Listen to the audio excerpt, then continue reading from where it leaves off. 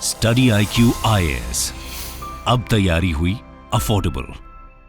दोस्तों, पाकिस्तान को एक अलग देश बने 75 साल से ज्यादा हो चुके हैं, लेकिन देखा जाए तो इन 7 दशकों में पाकिस्तान के अंदर से न जाने कितने अलग अलग देशों की मांग उठी है और ऐसी एक मांग अक्सर पाकिस्तान के सिंध की गलियों में भी सुनाई देती है। देखा जाए तो पाकिस्तान की सड़कों पर अक्सर सिंध बनेगा सिंधु देश के नारे गूंजते हैं और आए दिन प्रोटेस्टर्स प्रो फ्रीडम रैलीज निकालते हैं, जहां उनका कहना यह है कि उन्होंने कभी भी पाकिस्तान को अपना देश नहीं माना है, बल्कि पाकिस्तान ने उनको जबरन अपना हिस्सा बनाया है। और तो और आज सिंध के लोकल सिर्फ पाकिस्तान ही नहीं बल्कि चाइना को भी टारगेट कर रहे हैं। वो कहते हैं कि एक और चाइना शिनजियांग में वीगर मुस्लिम्स को एक्सप्लॉइट करता है और वहीं दूसरी ओर वो पाकिस्तान में बैठे टेररिस्ट को सपोर्ट भी करता है। ऐसे में सवाल यही, आखिर सिंध में पाकिस्तान और चाइना को लेकर इस नाराजगी का कारण क्या है? दोस्तों, आज के इस वीडियो में हम आपके लिए सिंध के इसी टर्मोइल को डिक्लेटर करने की कोशिश करेंगे। ये topic UPSC mains GS paper 2 के IR सेक्शन के लिए इम्पोर्टेंट है और इससे रिलेटेड एक मेंस प्रैक्टिस क्वेश्चन आपको इस वीडियो के एंड में मिल जाएगा। स्वागत है आप सभी का स्टडी IQ में। अनुराग पांडे नाम है हमारा और ऐसे तमाम लेटेस्ट वीडियोस के अपडेट के लिए आप मेरे सोशल मीडिया हैंडल से जुड़ सकते हैं या वीडियो के कमेंट बॉक्स में दिए गए लिंक पर क्लिक करके भी आप वीडियोस को एंजॉय कर सकते हैं। दोस्तों, इस पूरे मुद्दे को समझने के लिए आपको सिंध के इतिहास से रूबरू होना होगा। ऐसे में इसको सिंध की जियोग्राफी से शुरू करते हैं। देखिए, सिंध पाकिस्तान के 4 प्रोविंसेस में से एक है। दोस्तों, पाकिस्तान के साउथ ईस्टर्न रीजन में लोकेटेड सिंध लैंड के लिहाज से पाकिस्तान का 3rd लार्जेस्ट और पॉपुलेशन के हिसाब से उसका 2nd लार्जेस्ट प्रोविंस है। ये वेस्ट और नॉर्थ वेस्ट में बलूचिस्तान, नॉर्थ में पाकिस्तानी पंजाब, ईस्ट में इंडिया के गुजरात और राजस्थान और साउथ में अरेबियन सी को बॉर्डर करता है। देखा जाए तो इंडस रिवर से सींचे जाने वाले अलुवियल प्लेन्स इसका मेन लैंडफॉर्म बनाते हैं, जिसके ईस्टर्न पोर्शन में थार डेजर्ट और वेस्टर्न पोर्शन में किरथर माउंटेन्स मौजूद हैं।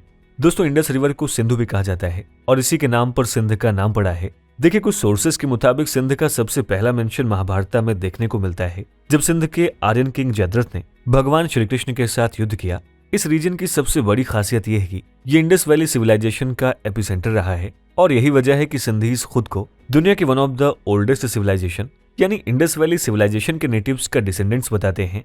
अब अगर इसके इतिहास पर गौर करें तो इस सफर में सिंध में बहुत सी बैटल्स लड़ी गईं और ये बहुत से मुस्लिम रूलर्स के कब्जे में रहा। 16th और 17th सेंचुरी में इसको मुगल्स और उसके बाद अलग अलग इंडिपेंडेंट डायनेस्टीज के द्वारा रूल किया गया। फिर लेट 16th सेंचुरी तक आते आते मुगल एम्परर अकबर ने इसको मुगल एम्पायर का पार्ट बना दिया। आपको बता दें कि अकबर का जन्म सिंध के उमरकोट के राजपूताना किंगडम में हुआ था, लेकिन 1843 में सिंध की लास्ट इंडिपेंडेंट डायनेस्टी इसको ब्रिटिशर्स के हाथों हार गई। दोस्तों, 19th सेंचुरी के ब्रिटिश ट्रैवलर रिचर्ड बर्टन के संस्मरण ये कहते हैं कि सिंध ब्रिटिश इंडिया के सबसे शांत रीजन्स में से एक था। साथ ही सिंध में बहुत से सूफी संतों की श्राइन्स हुआ करती थी, जिनको मुस्लिम्स के साथ ही साथ यहाँ के हिंदू नेटिव्स भी बड़ी संख्या में अटेंड किया करते थे। देखा जाए तो बर्टन के मुताबिक सिंधी मुस्लिम्स और इवन यहाँ के हिंदूज बाकी सब कॉन्टिनेंट से अलग थे और ऐसा इसलिए था क्योंकि उनका फेथ बुद्धिज्म से ज्यादा प्रभावित था। खैर, ब्रिटिशर्स के एनेक्सेशन के कुछ ही सालों बाद उन्होंने इसको अपनी बॉम्बे प्रेसिडेंसी का हिस्सा बना लिया, लेकिन प्रोविंशियल कैपिटल बॉम्बे से दूर होने के चलते सिंध इस प्रेसिडेंसी का सबसे नेग्लेक्टेड एरिया बनकर रह गया। दोस्तों, समय समय पर सिंध और पंजाब के मर्जर की बात उठी, लेकिन ब्रिटिशर्स के डिसएग्रीमेंट और सिंधी ऑपोजिशन के चलते इसको अपोज किया जाता रहा। हालांकि बाकी हिस्सों की तुलना में इस रीजन में कम्युनल हार्मनी का एक क्लीन रिकॉर्ड रहा, लेकिन एक टाइम के बाद यहाँ के मुस्लिम एलीट और न्यू मुस्लिम मिडिल क्लास अपने इंटरेस्ट को बचाने के लिए सिंध का बॉम्बे प्रेसिडेंसी से सेपरेशन डिमांड करने लगी। लेकिन इस स्टेप को सिंधी हिंदूज के द्वारा अपोज किया गया। लेकिन ब्रिटिशर्स की नजरों से मौका कैसे निकल सकता था? अंग्रेजों ने अपने डिवाइड एंड रूल पॉलिसी की छड़ी घुमाई और अप्रैल 1936 में इसको बॉम्बे से सेपरेट करके एक अलग प्रोविंस बना दिया। लेकिन इस सेपरेशन की वजह से यहाँ पर कुछ रिलीजियस टेंशंस भी पैदा हो गई, जिसको सिंध की मुस्लिम लीग के द्वारा अपने फायदे के लिए एक्सप्लॉइट किया गया। दोस्तों, वीडियो को कंटिन्यू करें उससे पहले आप सभी के लिए एक इंपॉर्टेंट अपडेट है।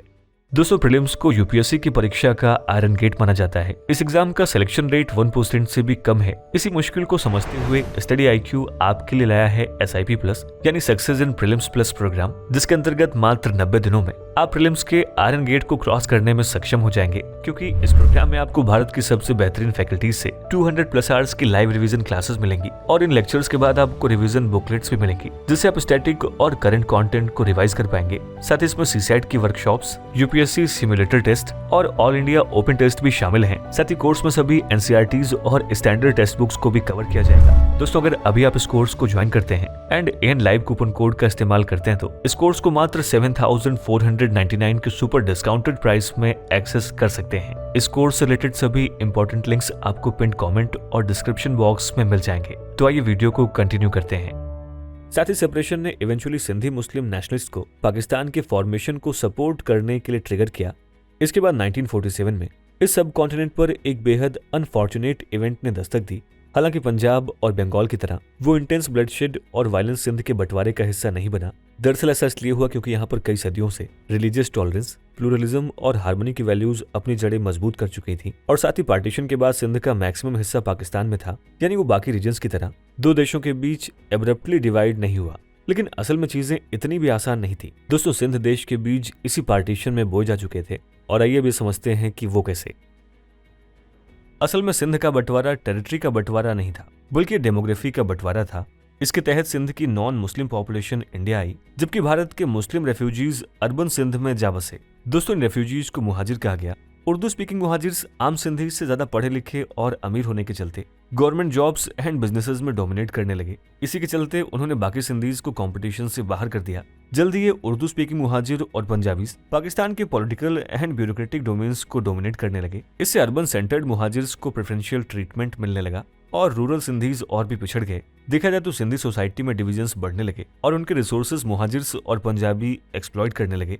यही वजह है कि सिंधीज के मुताबिक उनके लिए भारत के सोशियो इकोनॉमिक डोमिनेंट हिंदूज के बीच से निकलकर पाकिस्तान आना एक सफल फैसला नहीं साबित हुआ, क्योंकि अब पाकिस्तान में मुहाजिर्स ने उनकी प्रॉपर्टीज, उनकी जॉब्स और उनके हर हक पर नाजायज कब्जा कर लिया था और उनको सोसाइटी के सोशियो इकोनॉमिक पिरामिड के लोएस्ट रैंक पर लाकर छोड़ दिया गया था। आपको जानकर हैरानी होगी कि सिंध पाकिस्तान का 63% रेवेन्यू जनरेट करता है, लेकिन देश को चलाने की एक्स्ट्रा ऑर्डिनरी पावर्स पंजाब के पास हैं, जिसके 65% पॉपुलेशन आर्मी को कॉन्स्टिट्यूएट करती है। दोस्तों, डेमोग्राफिक और इकोनॉमिक डिस्क्रिमिनेशन के साथ ही साथ यहाँ सिंधीज की लैंग्वेज को भी ड्यू ट्रीटमेंट नहीं मिला। ऊपर से पाकिस्तानी गवर्नमेंट ने उर्दू को पाकिस्तान की नेशनल लैंग्वेज घोषित कर अपनी एथनिक माइनॉरिटीज के ऊपर थोप दिया है। फरहान हनीफ सिद्दीकी अपनी book the politics of ethnicity in Pakistan में कहते हैं कि पाकिस्तानी सरकार के इस कदम ने उन्हें बहुत बड़े डिसएडवांटेज पर लाकर रख दिया है, और ऐसा इसलिए है क्योंकि उनके अब गवर्नमेंट जॉब्स पर अप्लाई करने के लिए भी नई भाषा को सीखना पड़ता है। यानी कि कुल मिलाकर पाकिस्तान ने अपने प्रोविंसेस पर एक नेशनल आइडेंटिटी को इम्पोज करने की कोशिश की है और ये सब इंस्टेंसेस सिंधी माइनॉरिटी को एलिनेट करते रहे। सिंधीज पाकिस्तान को उनके कल्चर, लैंग्वेज और प्लूरलिस्टिक वैल्यूज पर खतरा मानने लगे और इसी के साथ सिंध में एथनिक मोबिलाइजेशन की शुरुआत हुई। दोस्तों, सिंधु देश मूवमेंट के रूट्स को पाकिस्तान की पॉलिटी के सेंट्रलाइजेशन में भी ट्रेस किया जा सकता है, जब 1955 में पाकिस्तान के 1 यूनिट प्लान के तहत सिंध, बलूचिस्तान, पाकिस्तानी पंजाब और नॉर्थ वेस्ट फ्रंटियर प्रोविंस को एक सिंगल यूनिट वेस्ट पाकिस्तान में रिकॉग्नाइज कर दिया गया, जबकि दूसरी ओर ईस्ट पाकिस्तान था। देखा जाए तो इस एक्सट्रीम सेंट्रलाइजेशन का ये ऑटोक्रेटिक मूव 1970 तक यूं ही चला, जब जनरल याहिया खान के मिलिट्री रूल के अंडर लोगों का रीसेटलमेंट बहुत बढ़ गया। लोग रीजनल ऑटोनॉमी और फेडरलिज्म की मांग करने लगे। साथ ही सिंधी नेशनलिस्ट इसको अपने इतिहास का डार्केस्ट इपॉक बताने लगे। इसी दौर में उनका प्रोविंस पाकिस्तानी पंजाबीज के कंप्लीट डोमिनेंस के अंडर आ गया। इन सब के चलते इस मूवमेंट को पहली बार सिंधी नेशनलिस्ट लीडर गुलाम मुर्तजा सैयद और पीर अली मोहम्मद रश्दी ने 1970s में कंसोलिडेट किया। वो कहते थे कि ये सिंधीज को पंजाबी मुहाजिर इंपीरियलिज्म से लिबरेट करना चाहते हैं। दोस्तों, उन्होंने अपनी book a nation in change Sindhu देश में सिंधु देश का ब्लूप्रिंट दिया। उनका कहना था कि सिंध एक डिस्टिंक्ट लैंग्वेज और कल्चर, अपनी 5000 ईयर ओल्ड हिस्ट्री और इंडस वैली सिविलाइजेशन का घर होने के चलते इमेंस प्राइड रखता है। इसके बाद 1972 में गुलाम मुर्तजा सैयद ने एक इंडिपेंडेंट नेशन सिंधु देश की फॉर्मेशन को प्रपोज किया। जाहिर है कि डिमांड बांग्लादेश के जन्म लेने के बाद बहुत तेजी से आग पकड़ने लगी। उनका कहना था कि अगर बांग्लादेश एक सेपरेट देश बन सकता है तो सिंधुस्तान क्यों नहीं कर रहे। दोस्तों, जीएम सैयद के अलावा सिंधी नेशनलिस्ट कॉन्शियसनेस को शेप करने में इब्राहिम जायो एंड शेख हयाज, जिनको सूफी सैंड्स ऑफ सिंधी नेशनलिज्म भी कहा जाता था, इन्होंने भी बहुत अहम भूमिका निभाई। मिड 1980s तक के स्ट्रगल ने ओपन वॉरफेयर का रूप ले लिया। जियाउल हक के रिजीम में सिंध में गुरिल्ला यूनिट्स जन्म लेने लगी और ये इस्लामाबाद के पंजाबी फेडरल ट्रूप से कन्फ्रंट करने लगी, लेकिन इस इल प्रिपेयर्ड इंसर्जेंसी को इस्लामाबाद ने हर बार क्रश कर दिया। लेट 1980s में GM Syed Sindh national alliance के लीडर बने और इन्होंने इस अम्ब्रेला के अंडर बहुत से आइडियोलॉजिकल ग्रुप्स को साथ लाने की कोशिश की, लेकिन 1988, 1990 और 1993 के इलेक्शंस में वो कोई भी सीट नहीं जीत पाए और इलेक्शंस में मिली इसी डिफीट के चलते उनका मूवमेंट कमजोर होने लगा। दोस्तों आज सिंध में बहुत सी प्रो सिंधु देश ऑर्गेनाइजेशंस हैं। इसमें जय सिंध कौमी महाज, वर्ल्ड सिंधी कांग्रेस, सिंधु देश लिबरेशन आर्मी और जय सिंध तरक्की पसंद पार्टी इसके प्रमुख एग्जाम्पल हैं, जो आज भी जीएम सैयद की आइडियोलॉजी पर सिंधु देश की डिमांड करते हैं। इनमें जय सिंध कौमी महाज जैसी पार्टीज एक नॉन वायलेंट इंडिपेंडेंस मूवमेंट की डिमांड करते हैं, जबकि सिंधु देश लिबरेशन आर्मी जैसे ऑर्गेनाइजेशंस बलूचिस्तान लिबरेशन आर्मी की तरह एक्सट्रीमिस्ट आइडियोलॉजी अपनाते हैं। अब अगर आप प्रेजेंट डे पर फास्ट फॉरवर्ड करें तो आज भी सिंधीज का हाल कुछ ज्यादा खास नहीं है। इतिहास की इतनी यातनाएं ही काफी नहीं थी कि आज इनका सब्जुगेशन नए नए रूप ले रहा है। देखिए, पहले तो यहाँ पर पाकिस्तानी एट्रोसिटीज और नेग्लेक्ट थमने का नाम नहीं ले रही, साथ ही एथनिक और नेशनलिस्ट सेंटिमेंट्स के अलावा लास्ट कुछ ईयर्स में यहाँ अर्बन रूरल और सोशियो इकोनॉमिक डिवाइड भी काफी तेजी से बढ़ा है। दोस्तों आज यहाँ पर आपको दो एक्सट्रीम तबके के लोग दिखाई पड़ते हैं। एक और हमें यहाँ पर कराची जैसी वेल्दी मेगापोर्ट सिटी देखने को मिलती है, जो सिंध के साथ साथ पूरे पाकिस्तान की इकोनॉमी को रन करने में अहम भूमिका निभाती है। वहीं दूसरी ओर सिंध के पाकिस्तान के रूरल एरियाज में आज भी बॉन्डेड लेबर का कहर नजर आता है। दोस्तों कराची की इंडस्ट्रियल और कॉमर्शियल एक्टिविटीज इंडस के बैंक्स पर फ्लरिश होने वाली एग्रीकल्चरल इकोनॉमी को आउटपेस कर चुकी है, जो यहाँ के इकोनॉमिक डिवाइड को और भी ज्यादा बढ़ा रही है। इन सब के अलावा यहाँ की पॉलिटिकल लीडरशिप ये क्लेम करती है कि पाकिस्तानी गवर्नमेंट सेंसस में सिंधीज की पॉपुलेशन कम दिखाकर इस रीजन के इंसेंटिव्स को भी कट कर देती है। देखा जाए तो पाकिस्तानी गवर्नमेंट का सिंध को लेकर यह नेग्लेक्ट ही हमें इस रीजन की पुअर एग्रेरियन ग्रोथ और सीवियर वाटर शॉर्टेज में दिखाई पड़ता है।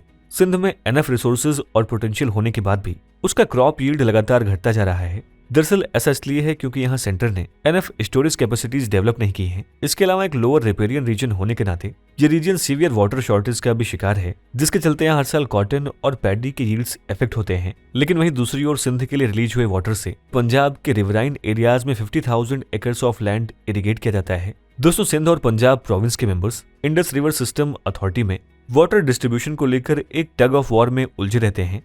इन सब के अलावा सिंध फूड इनसिक्योरिटी के केस में भी पाकिस्तान के बाकी प्रोविंसेस में से सबसे आगे है। साल 2020 में कोविड की मार से जन्मे हाई फूड प्राइसेस, लोकेस्ट आउटब्रेक्स और हैवी फ्लडिंग्स ने यहाँ पर 3.1 मिलियन लोगों को एक्यूट फूड इनसिक्योरिटी की ओर धकेला है। इसके अलावा जिस सिंध को एक टाइम पर उसकी progressive politics, religious tolerance, pluralism और वाइब्रेंट सिविल सोसाइटी के लिए जाना जाता था, वो आज लॉ एंड ऑर्डर की एक सीवियर शॉर्टेज से जूझ रहा है। दोस्तों पॉलिटिकल पार्टीज और बड़े बड़े लैंड ओनर्स की पैटर्नेज के अंडर यहाँ ऑर्गेनाइज्ड क्राइम का रेट बद से बदतर हो रहा है। यूएन के office of the high commissioner for human rights के मुताबिक सिंध के लोगों का arbitrary arrests, abductions, forced disappearances, extra judicial killings और पॉलिटिकल रिप्रेशन बहुत तेजी से बढ़ रहा है। ऊपर से यहाँ के डेंस रिवराइन फॉरेस्ट क्रिमिनल्स को छुपने के लिए भी सेफ हेवन प्रोवाइड करते हैं। सिंध के सेंट्रल और नदर्न डिस्ट्रिक्ट्स में टीटीपी जैसे मिलिटेंट ग्रुप्स अपनी प्रेजेंस कंसोलिडेट करते नजर आ रहे हैं। रिलीजियस माइनॉरिटीज की सिचुएशन तो यहाँ पर और भी ज्यादा वल्नरेबल है।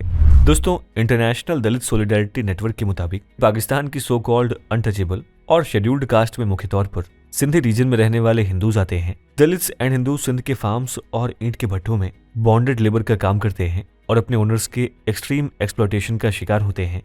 अगर बॉन्डेड लेबर की फैमिलीज लैंड ओनर्स को उनसे लिया हुआ पैसा वापस नहीं दे पाते तो उनके घरों से जवान लड़कियों को किडनैप कर लिया जाता है और उनका फोर्स्ड कन्वर्जन कराया जाता है। दोस्तों इन सब के अलावा पिछले कुछ सालों में यहाँ पर पाकिस्तानी आर्मी की एट्रोसिटीज भी खूब बढ़ी है। Prominent Sindhi advocacy group world wide Sindhi Congress के मुताबिक पाकिस्तान आर्मी एनफोर्स्ड डिसअपीयरेंस का टूल अपनाती है, जिसके तहत पिछले कुछ सालों में यहाँ से हजारों और लाखों सिंधीज, पॉलिटिकल वर्कर्स और ह्यूमन राइट्स एक्टिविस्ट्स डिसअपीयर हुए हैं। ऑन रिकॉर्ड पाकिस्तानी गवर्नमेंट ने कहा था कि उन्होंने साल 2021 में एनफोर्स्ड डिसअपीयरेंसेस के लगभग 5,000 केसेस क्लोज किए हैं। दोस्तों चौंकाने वाली बात यह कि इनमें से 2,000 केसेस कभी सॉल्व ही नहीं हो पाए। ऊपर से ह्यूमन राइट्स ग्रुप्स सरकार के फिगर्स को सिरे से नकारती हैं। इन सब के अलावा पिछले कुछ सालों में इस प्रोविंस के अलग अलग कोनों से हजारों अनआइडेंटिफाइड बॉडीज पाई गई हैं, जो सीधे तौर पर एक्स्ट्रा जुडिशियल किलिंग्स की ओर इशारा करती हैं। इन सब के अलावा सिंध के बारिया टाउन्स और defence housing authority Pakistan military द्वारा सिंध का लैंड ऑक्युपाई करने के नए वेपन्स बना चुके हैं।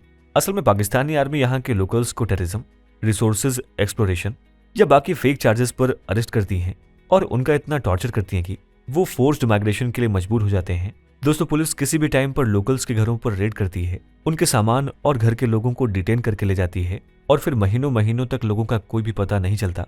लोकल्स के मुताबिक उनके हजारों सालों के इतिहास का वर्स्ट और ऑर्गेनाइज्ड कॉलोनियल ऑक्यूपेशन है।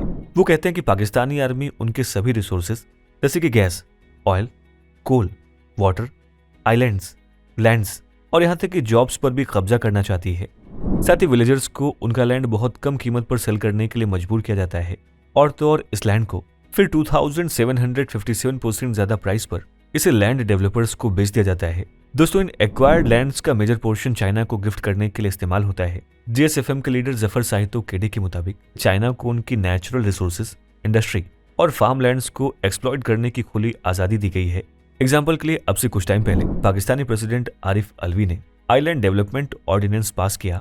इसके मुताबिक अगर गवर्नमेंट कराची पोर्ट के आसपास सिंध के आइलैंड्स को एक्वायर कर लेती तो उस पर पुलिस, जुडिशरी और लोकल गवर्नमेंट का कोई जुरिडिक्शन नहीं होगा। इसमें एक दूसरा कंट्रोवर्शियल क्लॉज ये कहता है कि गवर्नमेंट इस ऑर्डिनेंस के जरिए इस लैंड को बेचने का राइट भी रिटेन करती है, यानी गवर्नमेंट इनके लैंड को किसी भी बड़े इन्वेस्टर को बेच सकती है।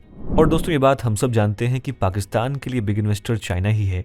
देखा जाए तो इस ऑर्डिनेंस के रिस्पॉन्स में संदीज का कहना है कि गवर्नमेंट यहाँ पर चाइनीज सिटीजन्स या फिर उनके नेवल पर्पसेस के लिए मेगा सिटीज बिल्ड करने का प्लान कर रही है और इसलिए वो चाइना के काम में जुडिशरी, पुलिस या लोकल अथॉरिटीज की इंटरफेरेंस नहीं चाहते हैं। दोस्तों, ऐसे में आप देख सकते हैं कि कैसे पाकिस्तान सिंध के साथ भी सौतेला व्यवहार अपना रहा है और कहीं ना कहीं अपने ही लोगों के प्रति उसकी ये मानसिकता उसके पतन के कई बड़े कारणों में से एक है। दोस्तों, आपकी इस पर राय क्या है? हमें इस वीडियो के कॉमेंट सेक्शन में जरूर लिखें। और ये है आज का हमारा मेंस प्रैक्टिस क्वेश्चन, जिसका जवाब भी आप हमें इस वीडियो के कॉमेंट सेक्शन में दे सकते हैं।